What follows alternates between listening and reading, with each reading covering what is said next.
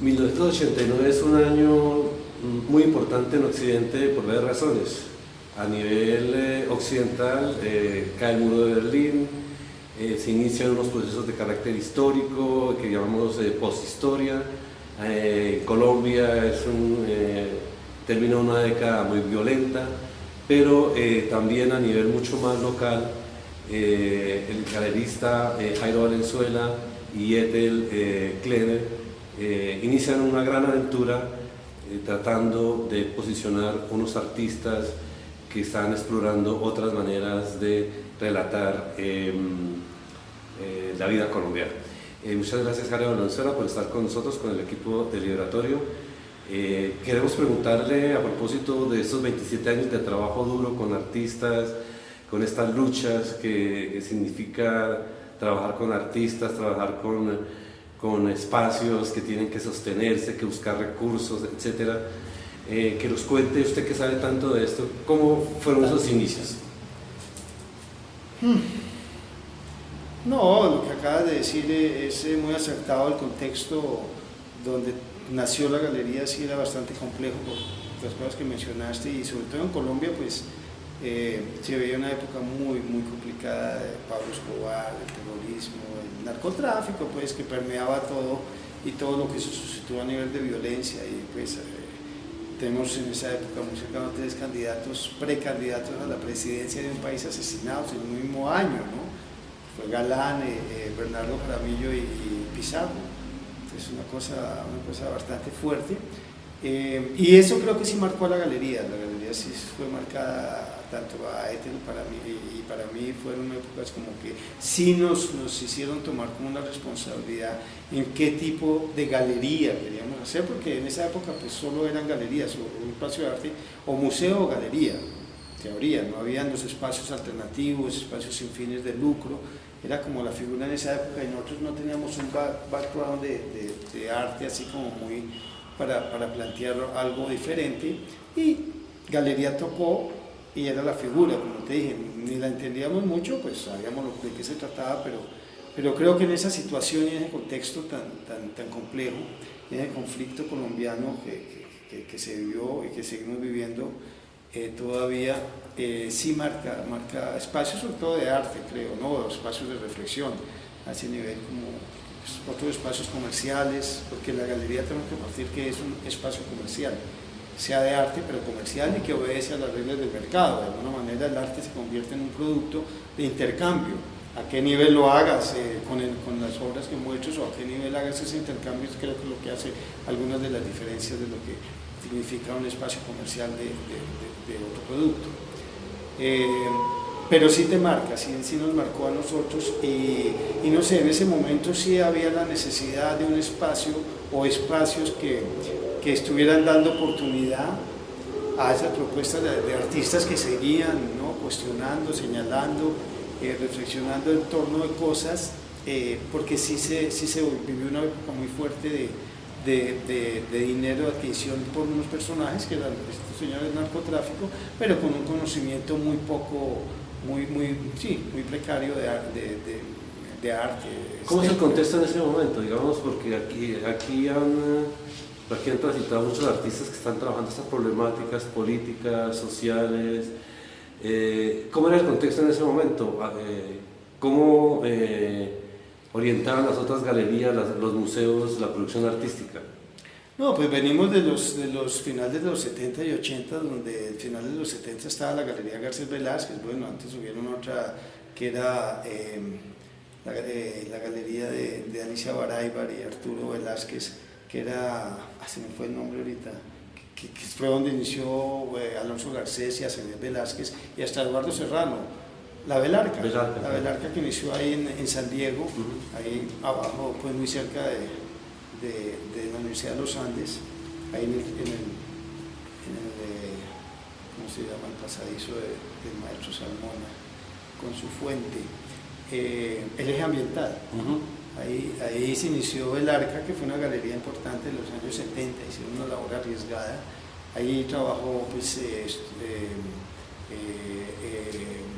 Asenés Velázquez, Alonso y Eduardo Serrano, o sea, Pero ya los 80 vienen un poco complicados porque en los 70, si nos acordamos, empieza la bonanza marimbera, aquí primero marimbera, y ya empieza como este dinero a empezar a irrigar la sociedad y la economía, y empieza a saberse que hay un dinero de unos personajes que tienen un dinero, que están dispuestos para adquirir muchas cosas, y el arte es un elemento, digamos, una instancia que da un estatus y que genera pues como si tienes dinero, pues el arte siempre ha sido como algo de alcanzar, de llegar a él, y daba ese estatus y ahí empieza, yo pienso, como un poquito como entrarse en un dinero, irrigar la economía, pero el arte también, pero ahí cuando entra el arte, como cuando entra el mercado, el arte al mercado no es tan fácil como en los otros productos, siendo un producto también,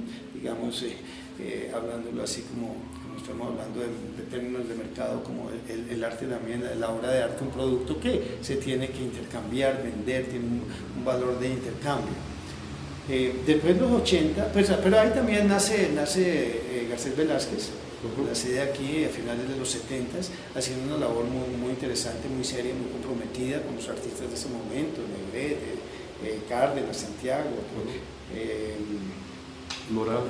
Morales no tanto, no sé si él trabajó con Morales, pero por ejemplo María Paz Jaramillo en su buena época, la maestra, en los años 70, hasta la Mercedes Hoyos, Obregón, ¿no? Y llegan los 80 y creo que desde los 80 sí empieza a distorsionar porque ya además de la bonanza marimbera entra la de la cocaína, la de la coca, y ahí sí es un dinero que irriga la sociedad y la economía de una manera, o la impacta de una manera muy fuerte. Nuevamente, pues obviamente se da el deseo de que hay que volver esos dineros que venían aquí líquidos, en denominaciones muy bajas y muy sospechosos, en dólares, hay que volverlos cosas rápidamente, porque si no, pues corre el riesgo que la policía entre los cojan, los mismos de la organización los delaten, y como pasaba, y por 5 millones, se roban 4, por 1 millón te delataban, igual te incriminaban. Entonces había que volver ese dinero muy rápidamente, cosa que fue la locura y el frenesí que vimos en los 80 de comprar edificios, casas, muchas haciendas con ganado de carne, porque el ganado, pues tú puedes vender 100 novillos, ya necesitas dinero, porque pues son personas que están por su misma ilegalidad, que aquí aclaro que creo que es una doble moral, lo que ha pasado y le ha causado a Colombia tanta sangre, esta prohibición que viene pues a partir de una doble moral más de Estados Unidos, sobre todo porque es donde el negocio está bueno, no legalizar, porque ya se ve que llevamos 30 años de sangre y de unos problemas horrendos de Colombia, que entonces sí hago la aclaración, pero era una realidad que era un dinero que vino y distorsionó todos los niveles de no todos, porque tampoco se puede generalizar, porque que mucha gente también dice que todo el mundo entró al negocio y todo el mundo estaba untado. Yo creo que no, yo creo que hay gente que mantuvo pues, cierta distancia. Creo que la galería nuestra fue también eso, y no lo digo por cosa moral de la droga o que esté en contra o eso, sino más una cosa que eran unos personajes que por su misma ilegalidad pues estaban insertos en una violencia que no se podía, ¿no? ¿Cómo te relacionas con un personaje que tú sabes que de pronto tiene no sé cuántos muertos entre pecho y espalda? ¿Y cómo lo atiendes en un recinto de arte para venderle unas obras que de pronto ni entendía? Pero entonces ahí empezó a moverse un arte secundario, secondary market, que se llama el mercado secundario, en el cual entró Botero, muy especialmente, obviamente, porque pues, era un artista que podía acogerlo, arrancarlo y ir a venderlo a Nueva York y a París. Entonces se volvió y además muy fácil de lectura para ellos, y paisa, que Pablo Escobar pues era, no, ¿sabes? El paisa en su gran mayoría son muy regionalistas, entonces apoyaban y lo entendía perfectamente, y Botero entonces se dio unas coincidencias ahí, pero muchos artistas también similares, no sé, varios, pero de fácil lectura, gente que podía vender de pronto en otros mercados para de pronto se había que salir corriendo lo hiciera.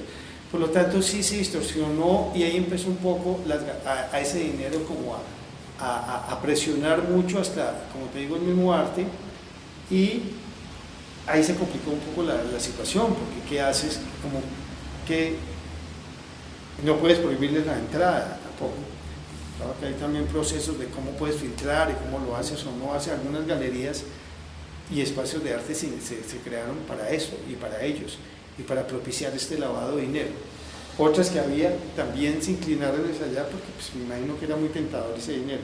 Nosotros nacimos en esa época y no sé, de pronto como no estábamos desde antes, pues nos hizo pensar. Y en el momento de ya estar ahí como la galería, un espacio, era un espacio pequeño que tampoco lo pensamos para satisfacer este nuevo mercado, que lo conocía, sabía, todos sabíamos que estaba pasando, los que estaban metidos en arte, no era algo que, ¿qué estará pasando aquí?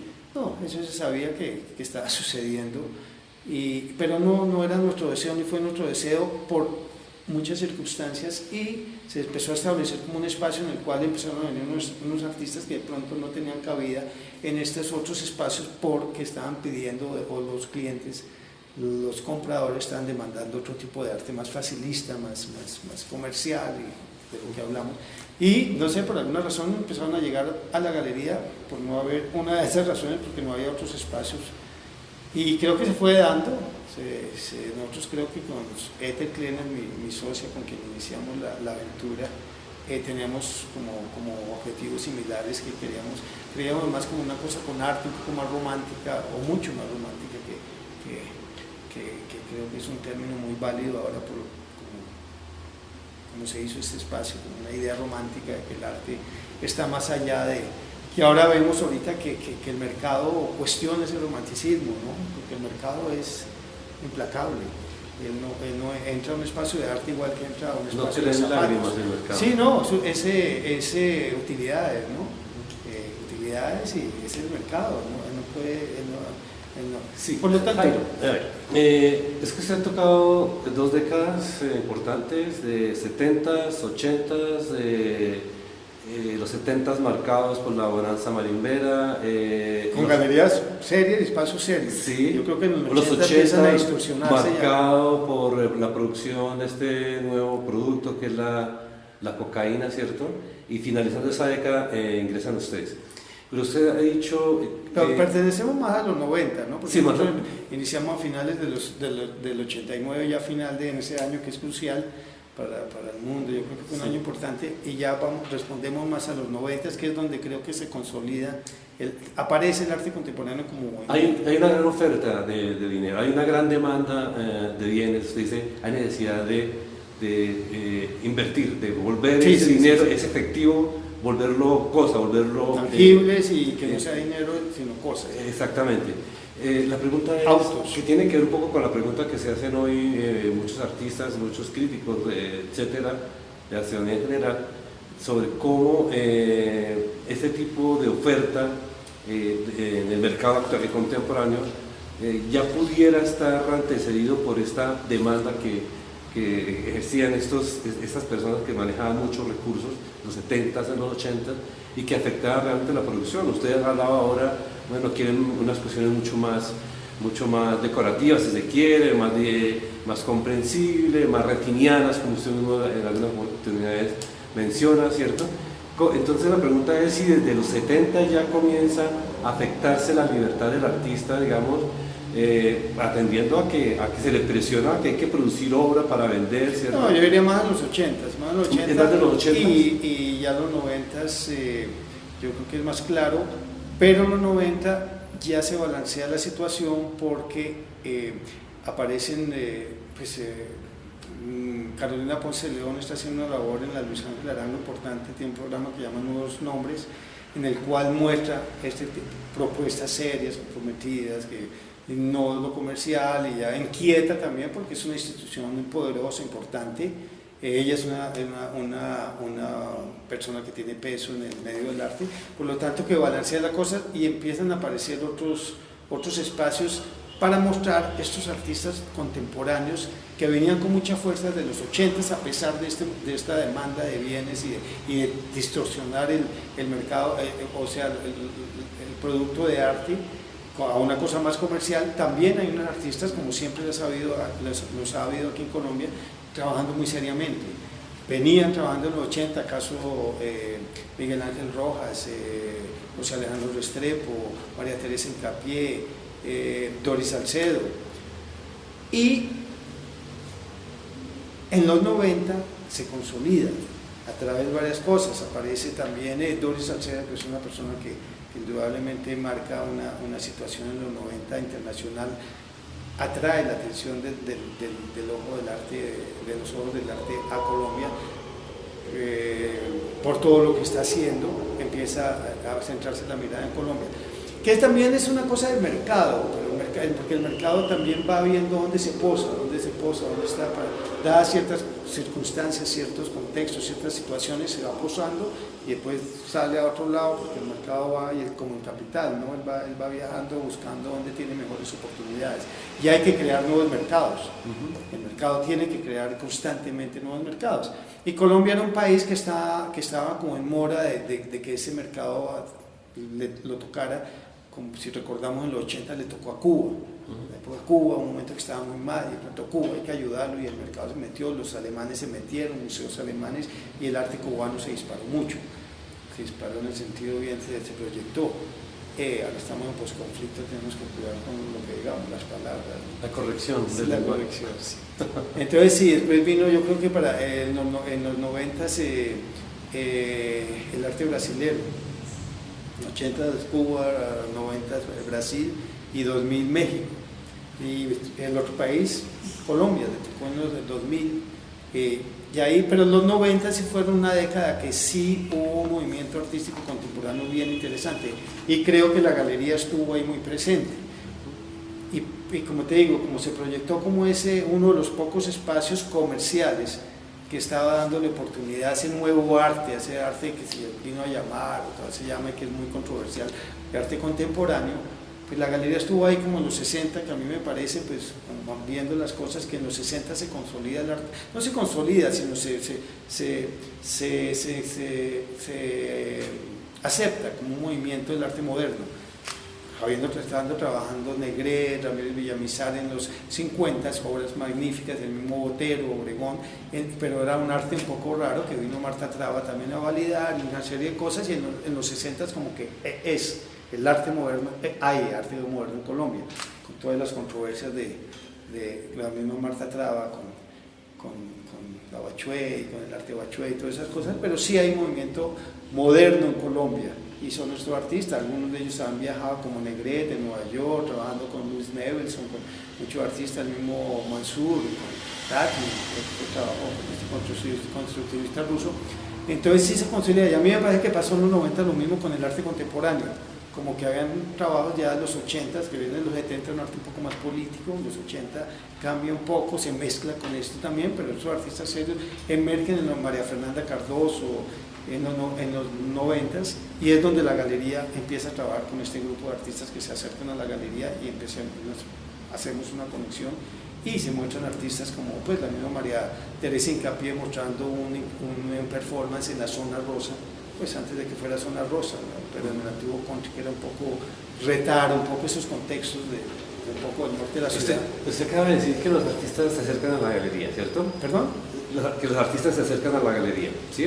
Sí, nosotros también estamos buscando que un artista nos lleva a otro artista porque piensa que es un espacio que sí, como que nos ven como que tenemos una buena intención de... Que podrían tener un espacio. Sí, entonces nos presentan otro artista que piensan que sí puede caber en este tipo de espacio, y así vamos conociendo este tipo de artistas. Muy tempranamente María Teresa expuso aquí. Por ella conocí a José Alejandro Restrepo, a Víctor Robledo, por ejemplo, que vinieron a hacer registros de su obra porque eran amigos de ella.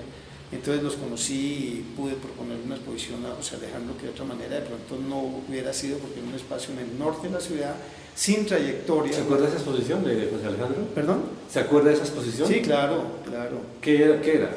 ¿Eso fue en el 80 o aquí? ¿O ya estaban acá? No, en la zona rosa, porque sí. En la zona rosa pues la zona rosa digo ahora porque así se conoce, pero sí. Ahí era el barrio Antiguo Country, sí. Antes del centro andino y antes de que... ¿La exposición de José Alejandro fue allá?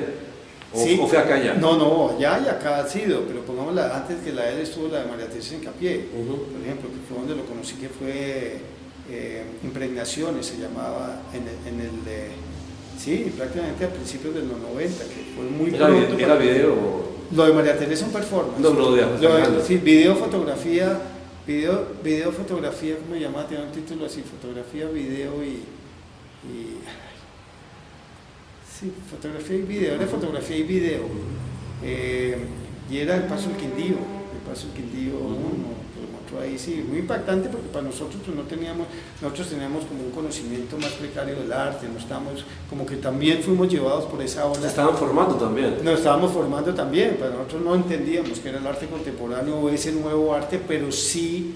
¿Se hablaba de arte contemporáneo en ese momento? No tanto, pero algo por ahí, porque me acuerdo que al año, 2 años yo le cambié el nombre de Valenzuela Klenner Galería, le puse Valenzuela Klenner Arte Contemporáneo, por algo, y después se lo quité, porque ya empezó mucha gente a poner el arte contemporáneo y me pensó que se estaba usando el arte contemporáneo, arte contemporáneo, para darle una cosa, y si era, pero el arte contemporáneo para mí sí creo que tiene unos parámetros, y sí tiene un concepto, o sea, no es un nombre bluff o para, mucha gente piensa que es como, arte contemporáneo, como que la están dando. Creo que sí hay una cosa y obviamente tiene que ver con entender la contemporaneidad y desde ahí enunciar tu obra. Y entender la contemporaneidad pues implica es una cosa muy compleja. Puedes entender el internet, la globalización, el mercado, una cantidad de cosas que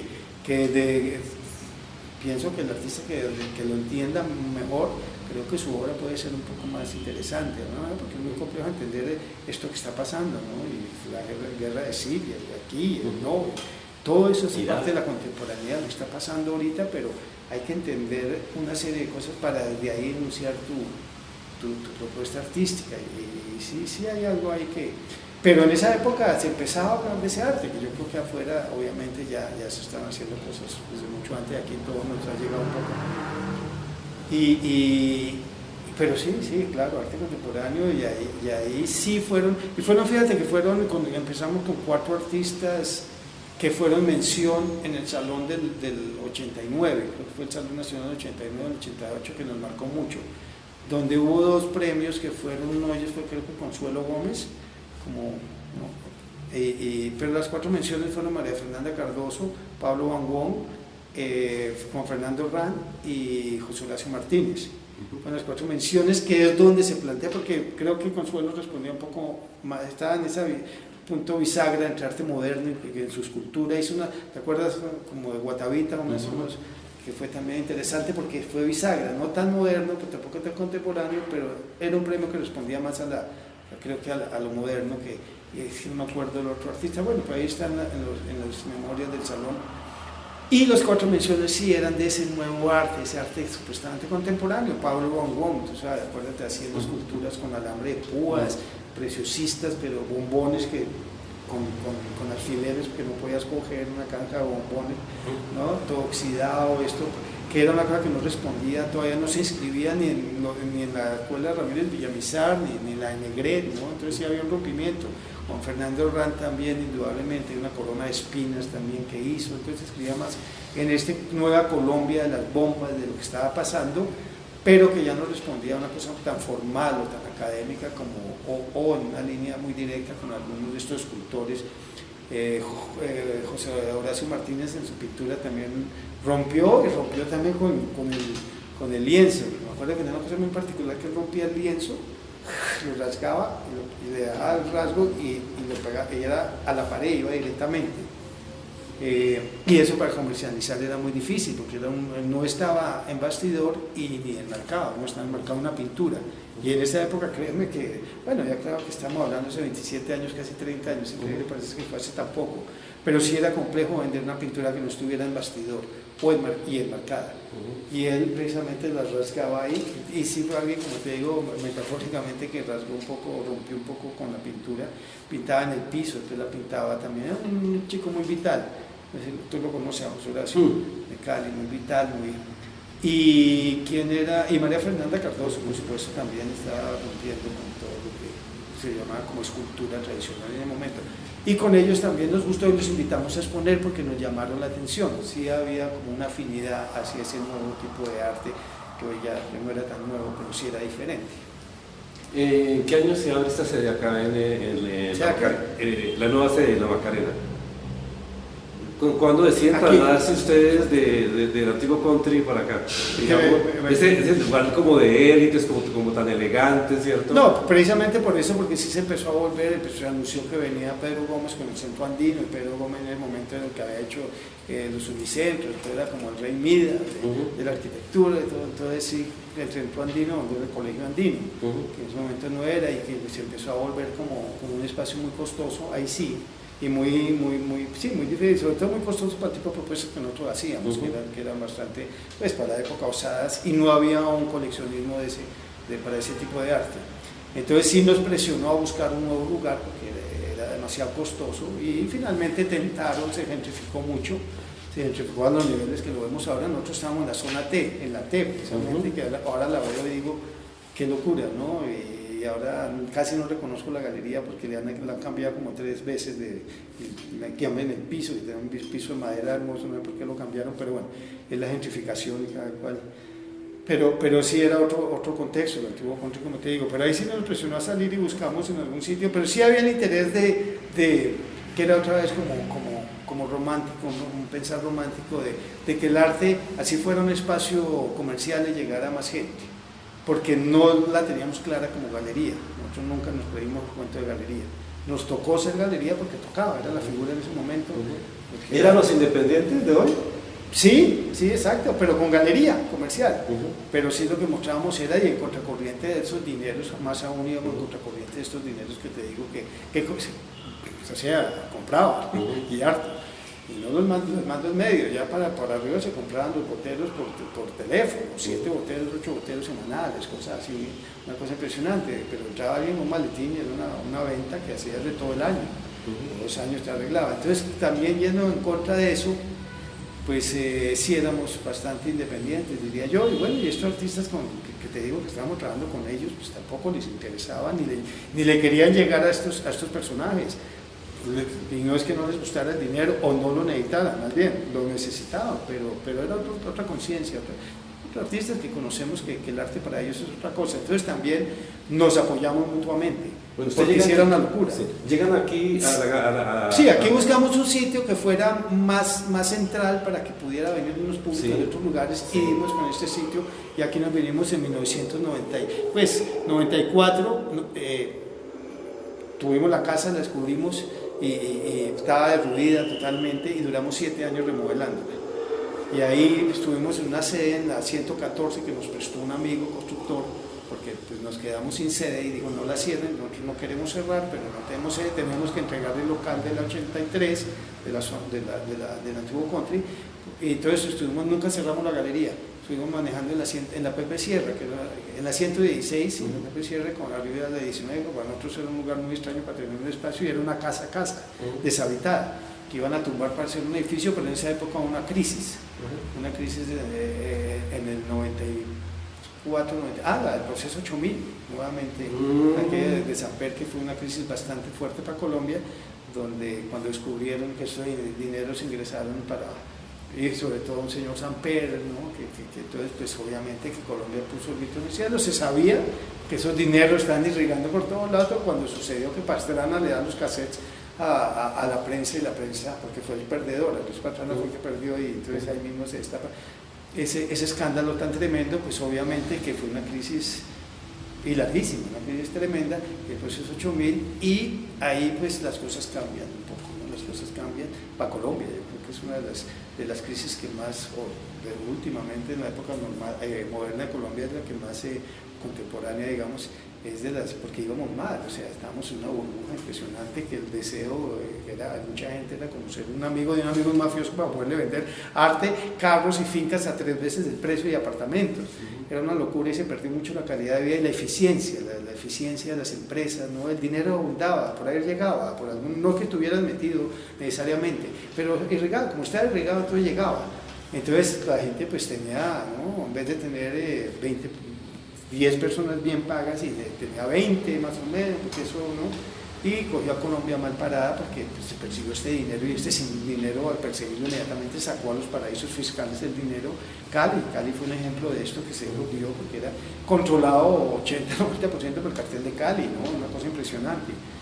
Pero ahí fue el escándalo y todo, y eso hizo que las cosas cambiaran mucho y que nos quisiéramos venir para un espacio como este que fuera un poco más... Pues sí que tenemos 3 plantas acá, ¿cierto? Sí. ¿Siempre desde el 94 abrió con 3 plantas o fue...? Sí, no, yo no abrí en el 94 porque nos damos 7 años, abrí en el 2001 aquí, la primera exposición que sí se llamó...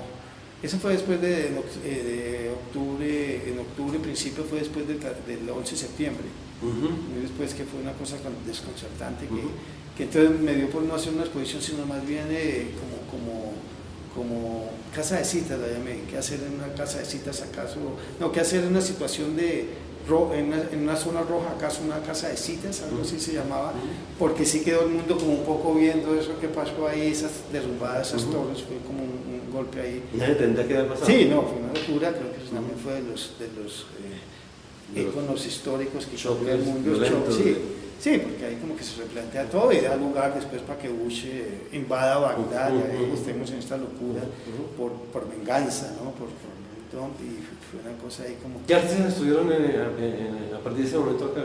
O sea, Alejandro otra vez vuelve a exponer acá. Sí, no, seguimos con el grupo de artistas que entre ellos Alejandro, está Rodrigo Facundo, está, me acuerdo, no sé, Delcy Morelos, José Alejandro, María Teresa Cano, José Horacio Martínez, ¿quién más es interesante? No, todos, es un grupo muy interesante de artistas que hoy están pues...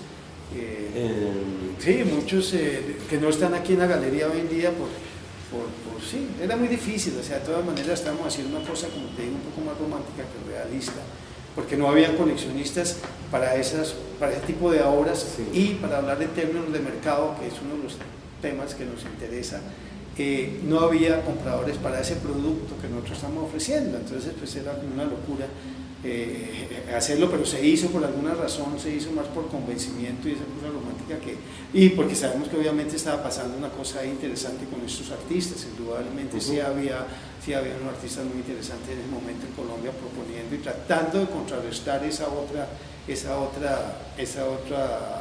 demanda de un dinero que está demandando otro tipo de arte facilista y comercial. Bueno, llegamos entonces a 2016, 27 años de trabajo, de luchas. No es fácil sostenerse tanto tiempo en el campo del arte colombiano. Y tenemos una gran exposición, M. Jiménez, muy variada, mucho dibujo, un poco tiene este perfil de artista romántico que se niega a vivir de su obra, ¿cierto? Se niega a que su obra sea objeto de, no sé, de tráfico, no sé. Entonces, no sé si usted nos quiere hablar de esta bella exposición que está aquí, hasta cuándo está esa exposición y si nos quiere hablar algo respecto del artista y todas esas motivaciones que ha tenido. Pues bueno, ella es María Margarita Jiménez, más conocida por M. Su madre le puso María Margarita, un nombre muy femenino, lo cual ella pues no es que estuviera en contra, más bien fue como una tía que dijo, no, ¿cómo le van a decir a la niña María Margarita en esta época? Una chica relativamente joven, no me van a regañar por ahí, no lo es, y sí era como digo, ¿por qué no le ponemos a la niña M? Y obviamente que ella más contenta con M, con María Margarita Jiménez. Ella es una artista egresada de la Universidad de los Andes, hizo un máster en Chicago Art Institute, y es muy curioso que con ella el caso, porque hace unos 12 años aquí en este mismo espacio, en el primer piso, existía otro espacio, ese sin fines de lucro, que se llamaba La Rebeca, dirigido por Michel Faguet. Ella la invitó a exponer aquí, pero no era tanto exposición, sino más bien Margarita le propuso querer hacer una exposición o una muestra en ese espacio, precisamente para desprenderse del tener que vivir de su arte para su vivencia, para su cotidianidad, para sus gastos. No quería depender de vivir de su arte, por lo tanto dijo, no, pues yo sí, y digo, tener que vivir del arte quiere decir de hacer muchas cosas a veces que el artista no está dispuesto a hacer y no tendría por qué hacerlo, como porque no tenemos un mercado de arte serio, profesional, no hay profesionales seriamente curadores, habiéndolos no los hay tanto y antes tampoco los había, entonces tenías que ser amigo, tenías que salir en el tiempo, por ejemplo, no había redes sociales, hace 12, 15 años, no había redes sociales, tenía que depender si te sacaban en el tiempo del espectador, pues eras o no, pero para eso tenías que ser amigo, digo, el galerista tenía que hacer, o decirle a la galerista que por favor vaya a hable con el periodista a ver si te saca, y el cóctel, todas estas cosas que de pronto tienen que hacerse para obviamente generar una atención en tu obra y cotizar unos precios que te permitan vivir de tu obra, que no es fácil, y menos si haces una obra contemporánea, hablo de 12 años para atrás, donde no había coleccionistas o muy pocos, muy poquitos. Por lo tanto, ella pensó que para ella el arte era otra cosa, iba más allá que eso y no se sintió como con el deseo de hacer eso. No lo hago. Pero entonces, ¿cuál es su otra opción para vivir? Obviamente podía con los estudios que tuvo, por haber estudiado en los Andes, enseñar, es profesora de video en los Andes hace 20 años, y no es que haya parado de hacer arte, siguió haciendo su propuesta artística calladamente, pero sin tener que mostrar en galería o ir a mostrar en un galerista a ver si le aceptaba su fotografía, si le veía la obra, si la aceptaba, si le daba una fecha. Y aquí hizo este acto de sorprendimiento en el espacio que te digo, la Rebeca, que fue muy interesante porque nos trajo su ropa, ella se vistió de una manera muy particular y como que regalaba su ropa y si no quedaba buena ella estaba en una máquina de coser haciendo las alteraciones. Entonces hay un salón para probarse la ropa y les ha metido. ¿Tiene algo que ver con los tejidos que está aquí sí, en su espalda? Porque lo que está en mi espalda, ella es teje y ¿cómo se llama? Ese bordado, es un bordado maravilloso que lo sublima, lo lleva más allá del campo del arte, si se puede hablar así, porque a veces como que el bordado existe sin que el arte lo valide, ¿no? Pero eso hizo hace como 12 años, 13 años, que fue uno de los primeros gestos en el cual un artista decide, pues han habido varios a través de la historia del arte, creo que aquí en Colombia pocos, no sé, de pronto Norma Mejía o algo así, que de pronto se excluyan, pero por otra razón, pero que le jugaron mucho al mercado también de pronto por una época un poco oscura de su vida, como que se pierden. Ella lo hizo muy conscientemente, como muy contemporáneo, muy dentro de la contemporaneidad. Ahorita no le juego al juego de ir al mercado. Si hacer mi obra que resista, que tenga unos precios y los sustente y de todo eso, toca hacer una cantidad de cosas, como te digo, no lo hago. Y se retiró del arte, de esta parte de exhibición, de difusión, de mercado, pero siguió haciendo su propuesta. Hace como un año me propuso que tenía un trabajo de 4 años, este trabajo que vemos en los 3 pisos, más el patio de la galería, unas proyecciones que se mostraron en nocturno, porque es un patio descubierto, es trabajo de 4 años. Dibuja mucho. Sí, ella es muy conocida como dibujante primordialmente. Los dibujos preciosos. Sino que sí, es una gran dibujante, sino que el video también le llama la atención. Se llama Bestias, la exposición. No sé si sea coyuntural con la situación que estamos viviendo o que vivimos hace poco, de que gane en un país, gane el no, que si quieren guerra o no quieren guerra. Y salga, no es que él no haya, el decir no haya querido decir que sí queremos guerra inmediatamente, pero él sí ha debido ganar y se hubieran podido hacer unas cosas en ese proceso, pero lo que sucedió, pues no sé si tenga que ver algo fue premonitorio con el título de la exposición. Creo que sí nos pasa a los colombianos cosas a ver muy extrañas, no sé si perdón, por ese mismo proceso de conflicto que hemos vivido tan fuerte y todo, como que estamos ahí todavía como muy raro, y obviamente que sí siguen habiendo por ese proceso de narcotráfico unos personajes muy extraños, ¿no? que presionan por estas cosas que pasan. Y la exposición trata como eso, como una invitación un poco a volver atrás, a mirar cuando éramos un poco más bestias en el sentido salvajes, más conectados como una bestia buena. Sí, bestia quiere decir que estás conectado de este animal, o sea, parte animal con la naturaleza, y consumes o matas lo que necesites para comer, pero no para mostrar que cazas. No para acumular. No para acumular, o como el rey de España, ¿no? Yendo a cazar elefantes a África, por favor.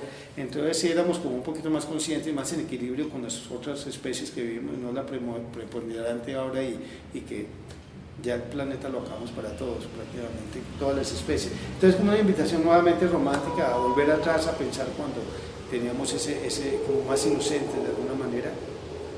El primer piso, pues como viste video, como una invitación a entrar a ese otro mundo, a una realidad paralela, como infantil, y este segundo piso muy autobiográfico, sus facetas, las facetas de M, que ha pasado por muchas facetas, los que la conocemos pues gozamos un poco más la evolución, porque sabemos cuando ella estuvo en la época aquí, como la Chiqui, el M19, esta serie de rebeldes, ella pasó por su época rebelde, no tan radical obviamente como eso, pero sí su época de chica rebelde, su época pop, con los peinados, como idealizar a aquellos, pero más una ironía sobre esas chicas que no, Britney Spears. ¿Hasta cuándo está abierta la exposición? ¿Hace cuánto? ¿Hasta cuándo va a estar? ¿Hasta cuándo va a estar? 2 semanas más. 2 semanas más. Sí. Bueno, para que puedan venir. Para que puedan venir. Sí, arriba está una obra, una escultura de un nido que es maravillosa.